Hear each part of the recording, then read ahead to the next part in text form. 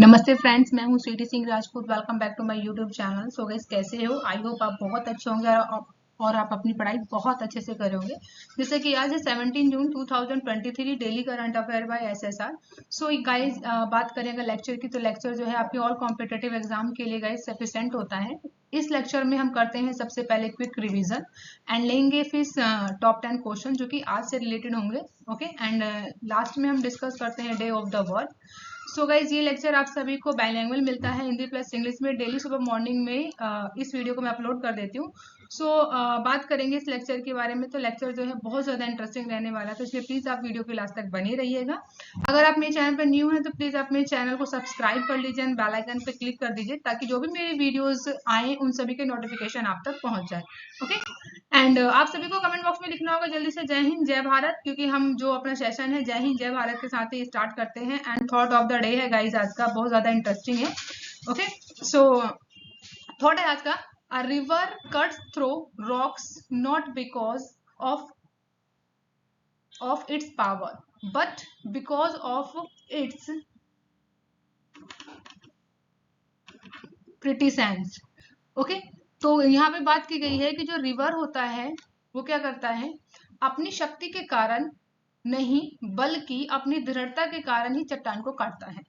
तो याद रखिएगा, जो एक रिवर होता है वो अपनी शक्ति के कारण नहीं बल्कि अपनी दृढ़ता के कारण ही एक चट्टान को काट पाता है। तो प्रिटी टेंस का मतलब होता है अटल होना, तो याद रखिएगा। ठीक है, अब हम डिस्कस करते हैं, अपना कर लेते हैं जैसे क्विक रिवीजन, क्योंकि हम सबसे पहले करते हैं क्विक रिवीजन। तो क्विक रिवीजन में सबसे पहले आता है फर्स्ट क्वेश्चन, विश्व रक्तदाता दिवस कब मनाया गया है? तो ये मनाया जाता है 14 जून को।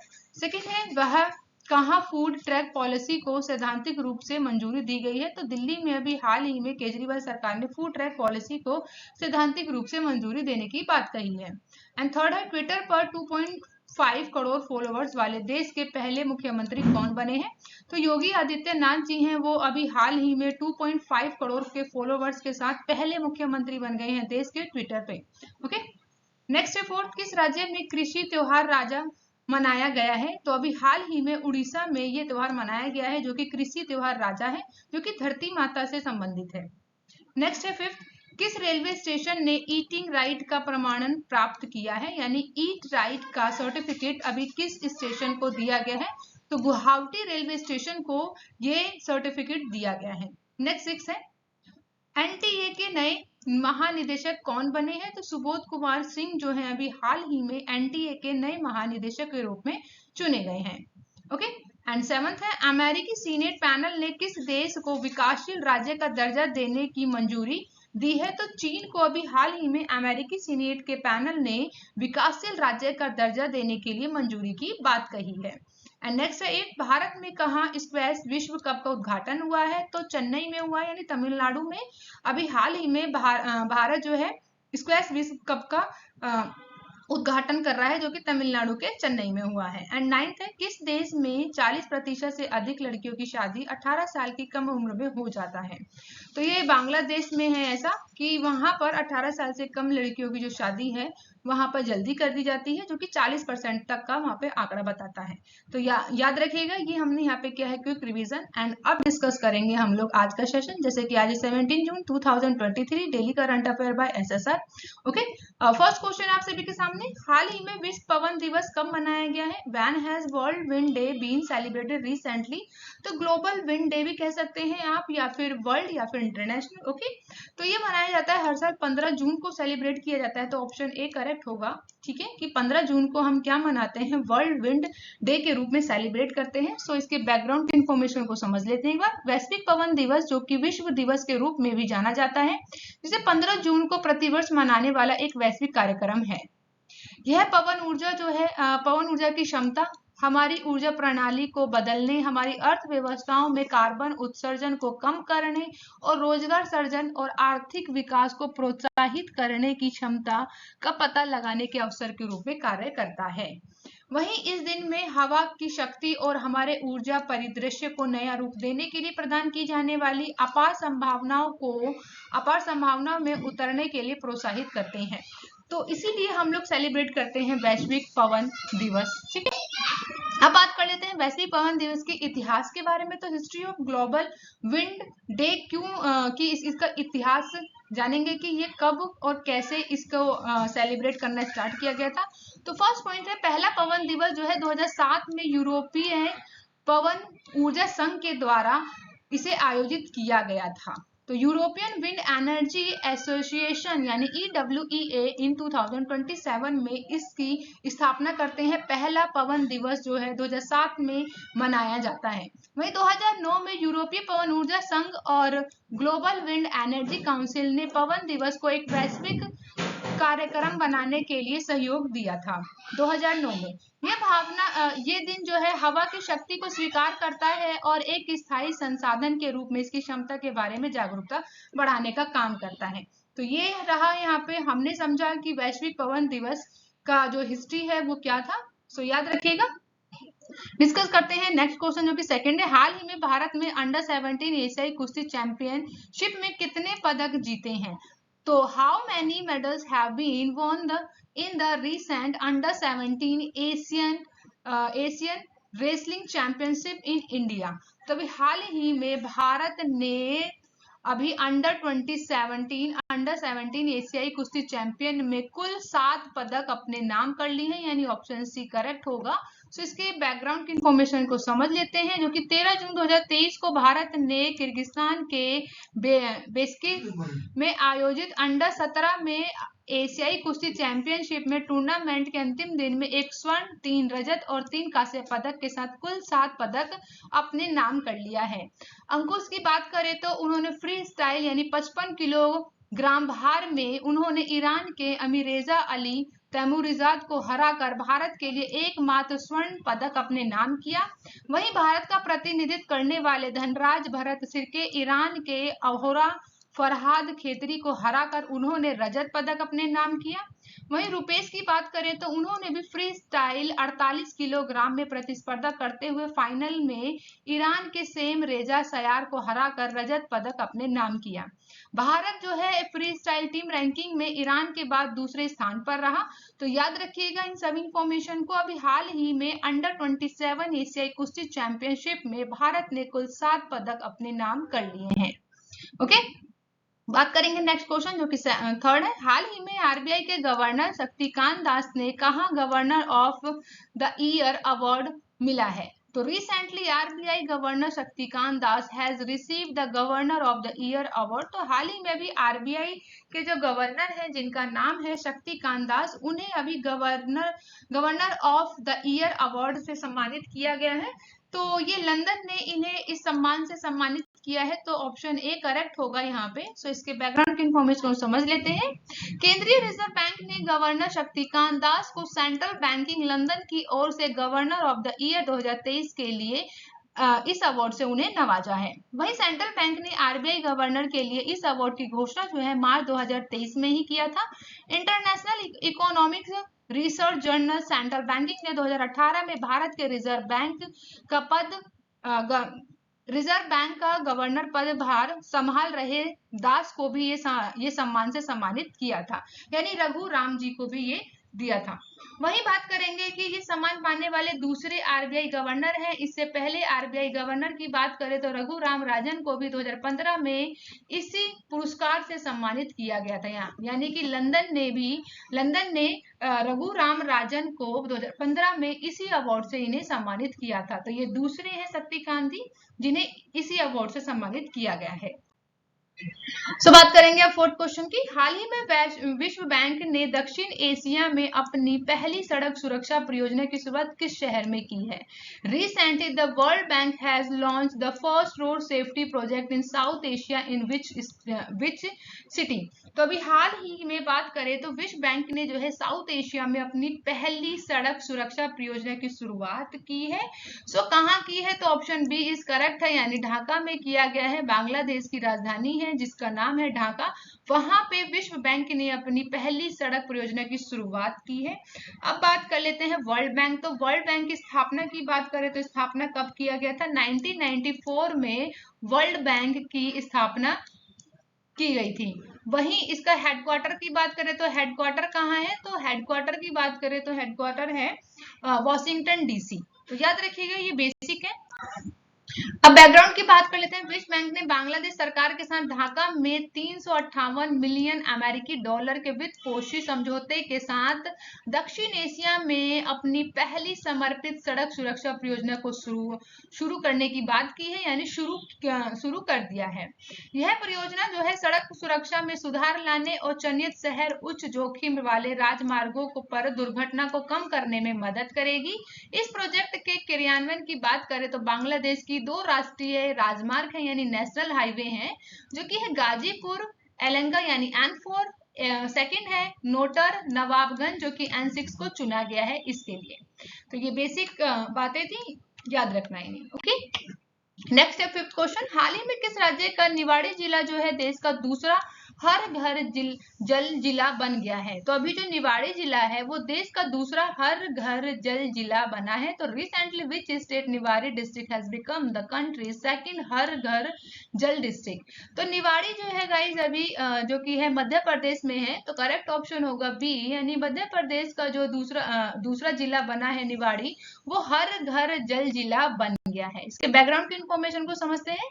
तो जल जीवन मिशन के तहत एमपी ने यानी मध्य प्रदेश ने हाल ही में उपलब्धि को हासिल कर लिया है, जो कि निवाड़ी बना है हर घर जल देने वाला दूसरा जिला। मध्य प्रदेश में निवाड़ी जिले के नाम पर एक बड़ी उपलब्धि के साथ ये जिला जुड़ गया है। निवाड़ी जिला प्रदेश का दूसरा हर घर जिला बन गया है। वहीं जिले में सभी 55 से 55,645 घरों में पानी के नल कनेक्शन की बात कही है कि इतने घरों में जो है नल कनेक्शन है।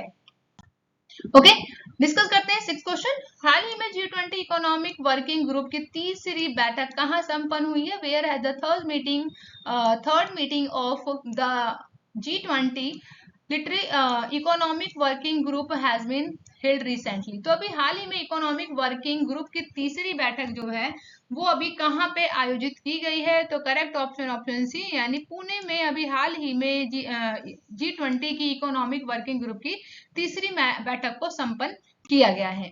G20 की बात करें तो G20 जो है डिजिटल इकोनॉमिक वर्किंग ग्रुप की तीसरी बैठक जो है बुधवार को संपन्न हो गई है। वहीं तीसरी बैठक के दौरान भारत के अर्मेनिया, सिएरा लियोन और सूरीनाम और बारबुडा के साथ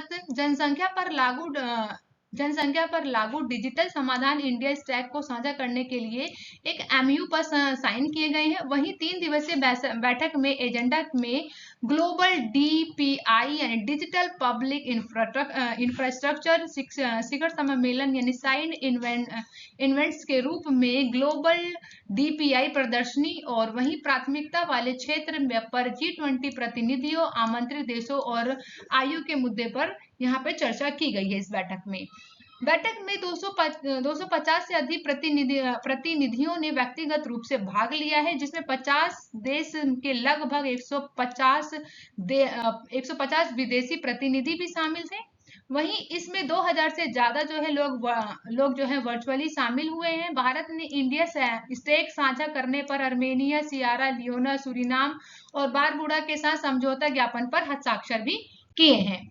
बात करेंगे 7th क्वेश्चन की। हाल ही में NHPC के नए डायरेक्टर के रूप में कौन नियुक्त हुए हैं? तो who has been appointed as the new director of NHPC, यानी NHPC के अभी हाल ही में न्यू डायरेक्टर कौन बने हैं? NHPC की फुल फॉर्म की बात करें तो national hydro electronic power corporation के न्यू डायरेक्टर कौन बने हैं? तो करेक्ट ऑप्शन है ऑप्शन ए, यानी उत्तम लाल। उत्तम लाल जो है अभी हाल ही में NHPC के कौन बन गए हैं? न्यू डायरेक्टर बन गए हैं, जैसे कि इस पर्टिकुलर इमेज में आप देख सकते हैं। सो बैकग्राउंड इन्फॉर्मेशन की बात कर ली जाए, उत्तम लाल को national hydro electronic power corporation limited के निदेशक के रूप में नियुक्त कर लिया है। NHPC लिमिटेड भारत की एक प्रमुख जल विद्युत कंपनी है, जो कि उत्तम लाल ने पहले NTPC लिमिटेड के मुख्य महाप्रबंधक और HRCSRR&RL के रूप में कार्य किया है। उत्तम लाल को बिजली क्षेत्र में उनकी विशेषज्ञता और अनुभव के लिए जाना जाता है। उत्तम लाल की बात करें तो उन्होंने Xavier institute of social science Ranchi में कार्मिक प्रबंधन और औद्योगिक संबंध में PG डिप्लोमा किया है उन्होंने रांची विश्वविद्यालय में LLB की भी डिग्री प्राप्त की है। तो ये सभी इंफॉर्मेशन को याद रखिएगा। एंड अब बात कर लेते हैं NHPC जो कि है, ये भारत सरकार का एक हाइड्रो पावर बोर्ड है और भारत सरकार के विद्युत मंत्रालय में स्वामित्व में संचालित होता है। इसको 1975 में 2000 रुपए मिलियन की अधिकृत पूंजी के साथ शामिल किया गया था। इसका उद्देश्य है जल विद्युत शक्ति को एकत्रित और कुशल विकास की योजना बनाना, उसे बढ़ावा देना और उसे व्यवस्थित करना। वहीं वर्तमान में भारत सरकार ने एक मिनी रत्न श्रेणी यानी फर्स्ट उद्यम के रूप में वर्गीकृत किया है NHPC को। और वहीं NHPC की निवेश के मामले में भारत की शीर्ष 10 कंपनियों में से एक है। NHPC के द्वारा शुरू की गई पहली परियोजना चंबा जिले की सलूनी तहसील में बेरा सुइल पावर स्टेशन थी। तो ये सारी बातें थी NHP से रिलेटेड। इन सभी बातों को याद रखिएगा। कोई डाउट हो तो कमेंट बॉक्स में आप पूछ सकते हैं और डाउट क्लियर कर सकते हैं। ओके, बात करेंगे नेक्स्ट क्वेश्चन जो कि 8th है। हाल ही में हुंडई ने एक्स्टर के ब्रांड एम्बेसडर के रूप में किसे साइन किया है यानी किसे चुना है? तो recently Hyundai has signed the someone as the brand ambassador of the Exter.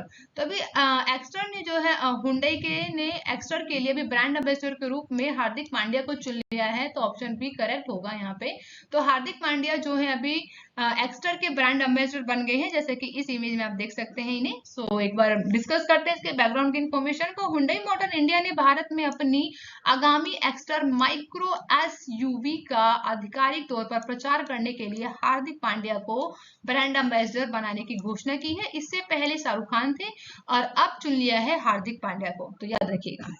Discuss करते हैं 9th क्वेश्चन। हाल ही में किसे BSF का DG नियुक्त किया गया है? तो who has recently been appointed as the DG of BSF। तो BSF के कौन है DG? तो करेक्ट ऑप्शन डी यानी नितिन अग्रवाल। तो नितिन अग्रवाल करेक्ट ऑप्शन होगा, ऑप्शन डी। तो नितिन अग्रवाल जी को अभी हाल ही में BSF का DG नियुक्त किया गया है, जैसा कि इस पर्टिकुलर इमेज में आप देख सकते हैं इन्हें। एंड डिस्कस करते हैं बैकग्राउंड की इंफॉर्मेशन को। केरल कैडेट के 1989 बैच के IPS अधिकारी हैं जिनका नाम है नितिन अग्रवाल, जिन्हें रविवार की रात यानी कि सीमा सुरक्षा बल बोले तो बॉर्डर सिक्योरिटी फोर्स का नया महानिदेशक चुन लिया गया है। यह पद जो है 5 महीने से खाली था। नितिन अग्रवाल की बात की जाए तो नितिन अग्रवाल जो है केरल कैडेट के 1989 बैच के एक IPS अधिकारी हैं। नितिन अग्रवाल वर्तमान में दिल्ली में केंद्रीय रिजर्व पुलिस बल यानी CRPF मुख्यालय में संचालन के अतिरिक्त महानिदेशक यानी ADG के रूप में तैनात है। नितिन अग्रवाल ने बिहार और झारखंड में सबसे महत्वपूर्ण नक्सली विरोधी अभियानों में से उन्होंने बहुत सारे ऑपरेशन किए हैं। उन सभी ऑपरेशन का इन्होंने ही अकेले ने नेतृत्व किया है। ऑपरेशन की बात करें तो ऑपरेशन एक्टोपस और operation double bull, operation third storm, operation Chakarbanda Bihar Jharkhand में नक्सलियों के खिलाफ नितिन अग्रवाल और उनकी टीम के द्वारा कुछ प्रमुख ऑपरेशन भी चलाए गए थे। तो नितिन अग्रवाल को याद रखिएगा, जिन्हें बॉर्डर सिक्योरिटी फोर्स के लिए नया महानिदेशक चुन लिया गया है यानी डायरेक्टर जनरल। तो याद रखिएगा, मोस्ट इंपोर्टेंट है ये। ओके, सेम यहाँ पे इंग्लिश में भी है, तो आप यहाँ से भी एक बार रीड आउट कर सकते हैं। ओके, एंड डिस्कस करते हैं आज के सेशन का लास्ट क्वेश्चन है जो कि 10 है। हाल ही में कौन सा देश जो है पहली बार फ्रांस के AIAF में भाग ले रहा है? तो recently which country the participating in AIAF of the first time of France। तो बात करें अगर AIAF में, तो AIF क्या है? तो यह है एनी इंटरनेशनल एम्यूनेशन फेस्टिवल की बात कर रहे हैं। तो भारत जो है इसमें फर्स्ट टाइम पार्टिसिपेट कर रहा है। तो याद रखिएगा ऑप्शन ए जो है यहाँ पे करेक्ट ऑप्शन होगा।